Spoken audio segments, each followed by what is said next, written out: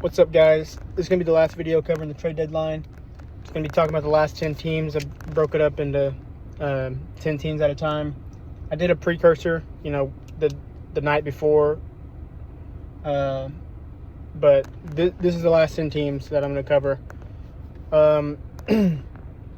Broke it up into different categories, but I'm going to start off with who's probably the biggest winner at the deadline. I mean, it's the Dodgers. I know it's been controversial. I talked about it a little bit because Skubal's deal was a little bit before the deadline.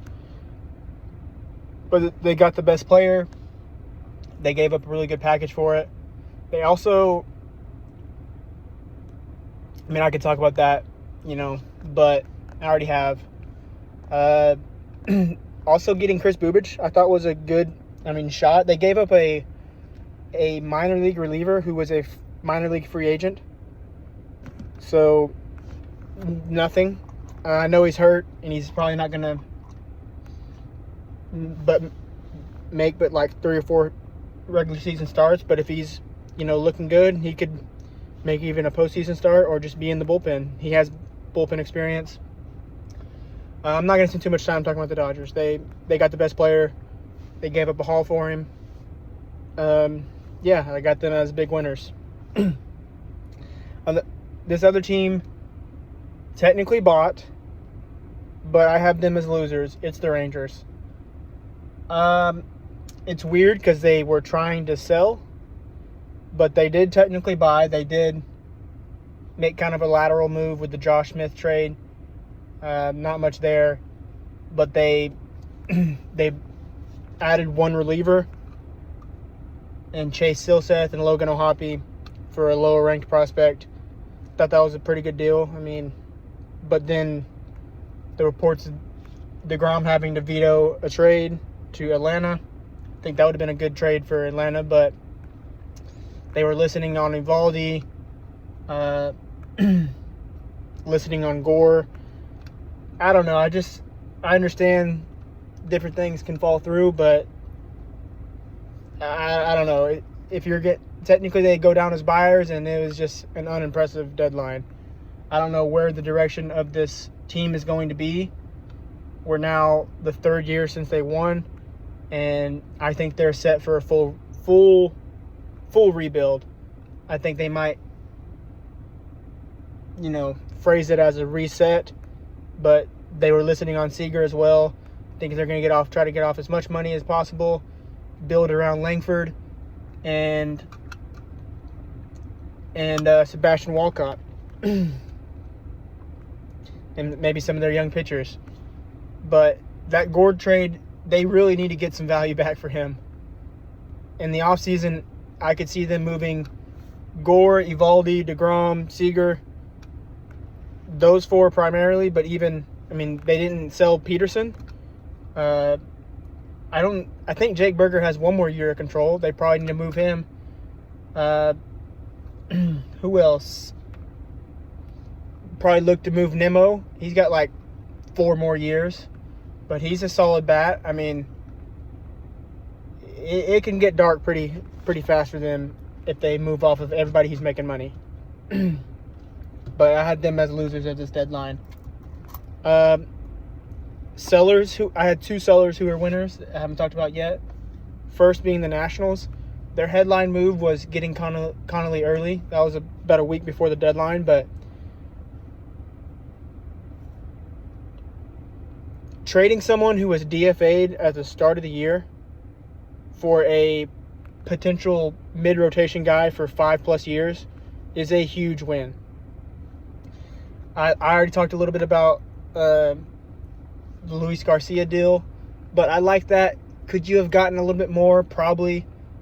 But I've seen some Nationals talk about how he had a chance. If he had another bad year this year, he was probably going to be DFA'd. But he was one of the best bats. Could you have got a little bit more? But they were obviously targeting bullpen. It's been one of the worst bullpens. And some guys that could help you. A couple guys that could help you right now, and a couple guys that could help you in a couple years. Thought that was a pretty good deal. Hopefully one of those guys becomes like your closer here pretty soon. and a couple other guys that can help you. But I like that. I like those deals a lot. Any other deals? They held on to C.J. Abrams. I like that. I mean, it would have been exciting to talk about if they moved him. But holding on to him, it's Wood and Abrams, and then a lot of complementary pieces coming around. Connolly Early, Cade Cavalli in the rotation. I think they go maybe sign. They just DFA'd Zach Littell. Michael is on a 1-year deal. I think they'll go out and acquire maybe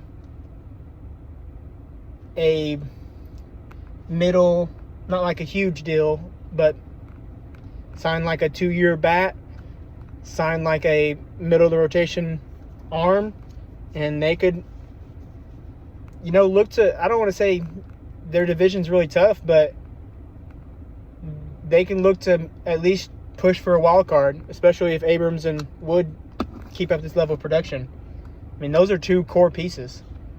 And the spots that you're looking to acquire are very gettable. Keibert Ruiz has looked good. I mean, maybe you acquire a corner infielder and you acquire, like I said, a middle of the rotation arm. Maybe add some bullpen help. Maybe some 1-year deals to some veterans to solidify it. That's a good deal too, because, I mean, you do that, and then if you're out of it, you can sell at next year's deadline as well and get something back for them. I really like the Foster Griffin deal. Just like the way that the organization has been moving, like the development of young players, but to turn a guy who was on DFA watch, a guy who was DFA'd, and a guy from the KBO into, those are your pieces that you moved this deadline, and you got future assets for it. Huge dub as an organization. The Tigers, I thought they crushed the deadline. Obviously, you're going to get the huge package they got back from Skubal. That's a huge dub. I don't understand the hate on River Ryan. He's old, but you're going to, like, when he comes up off of injury, you're going to get what his perceived prime is, like age 28 to about 32, about a 4 or 5 year window where he's going to be at the peak of his powers. That's all you really should care about anyway. Zaire Hope, going to be a piece for you. And then you take a flyer down the board, a guy that you could mold into a starter or a reliever, whatever you want to do. The Mize deal was pretty good. You get a former first-round pick in Cash Mayfield. You do have to give up one of your utility infielders in Gage Workman, but I like the prospects return. They could have maybe moved some bullpen guys, but don't want to just move them just because, but maybe there wasn't good deals out there. But I like the Tigers deadline. A seller whose deadline I didn't like was the Royals. I mean, you moved Lane Thomas and Bailey Falter. You get some prospects that, from the Braves, and Lucas Braun, and I can't remember the guy's name, but okay. But then maybe there weren't good deals out there, but you hold on to Lugo and Waka. Are you going to compete next year? I don't think so. This team is going to very quickly be, I don't know if people are already talking about it, but like Bobby Wood's going to be on they're ruining his career. Like another like Mike Trout, where he's one of the best players in the league, undoubtedly, and they just can't put pieces around him. I mean, Salvi's career is essentially over. Vinny Pasquantino has underperformed this year. You got Jack Caglione, and then who else is in that lineup?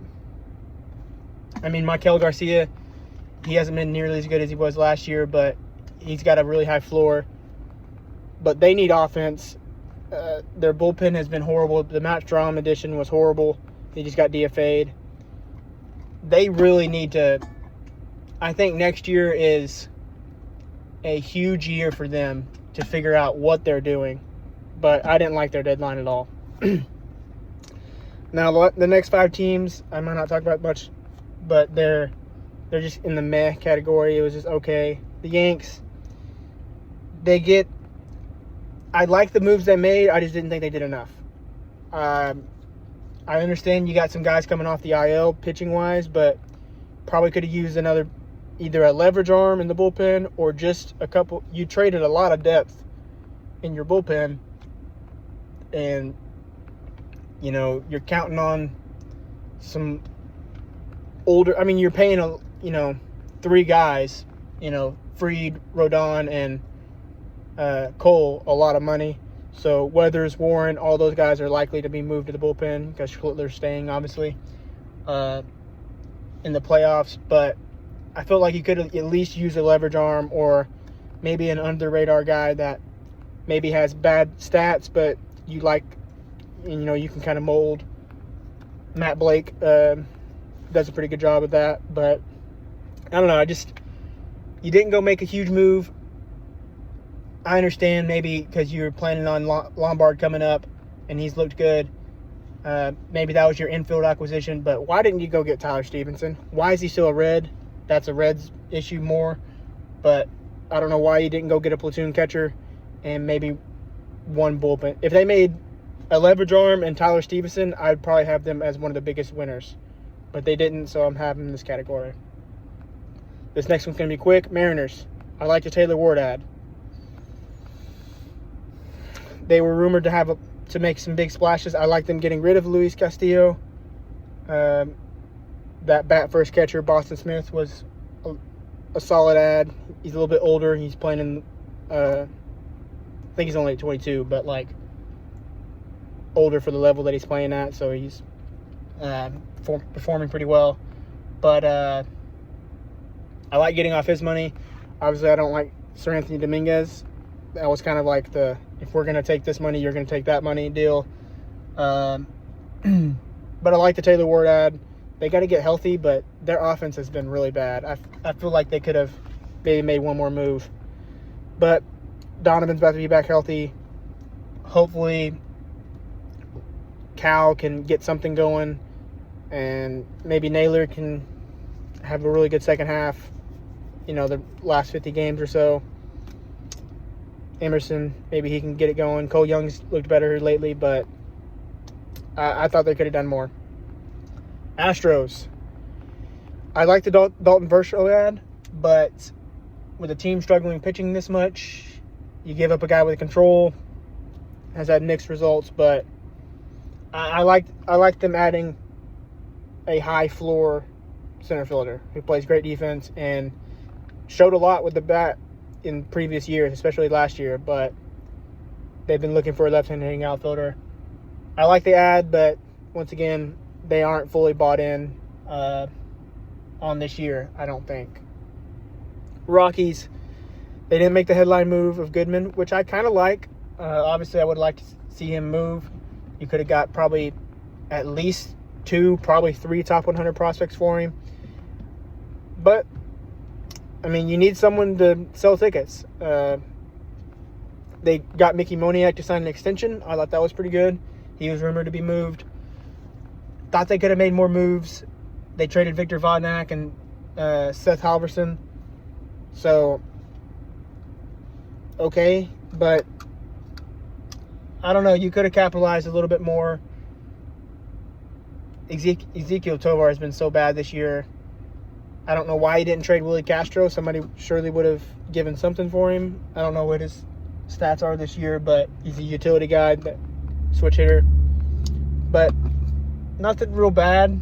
You don't want to force trades, especially with Hunter Goodman, who's by far your best player. But I don't know. I think they could have done more. Last team, Twins. I originally had them as a winner, but I don't think they really did enough. Like, they didn't make a huge move. They just got, a back-end starter in Dean Kremer. They got A.J. Minter. Gave up a former second rounder, but it was just, we're not going to sell, but we're not going to go full on in. And they shouldn't have depleted the farm or anything, but they're just in a weird spot. Are they set on keeping Joe Ryan and then offering the QO, or trying to get an extension done? They will have like an interesting rotation next year with Joe Ryan, Taj Bradley, I can't remember Pablo Lopez. Like, they're going to have, a solid rotation next year for sure. But holding on to Ryan Jeffers, are they going to offer him the qualifying offer? I don't know. Buxton, obviously you could have got a lot for him, but he wants to stay in Minnesota. Trevor Larnach move was up in the air, but I mean, they're looking to catch the Guardians or catch the White Sox, and I like that they didn't sell, but they didn't make a huge move by any means. A lot of rentals, but it was okay. But that's our last trade deadline video. I think my next videos are going to be projections, who I think is going to make the playoffs, and probably do one for each division. And then after that, I might do award predictions. It's kind of cheap because, I mean, we're already so far into the year, but just different topics to talk about. But thanks for watching. Y'all guys have a great day.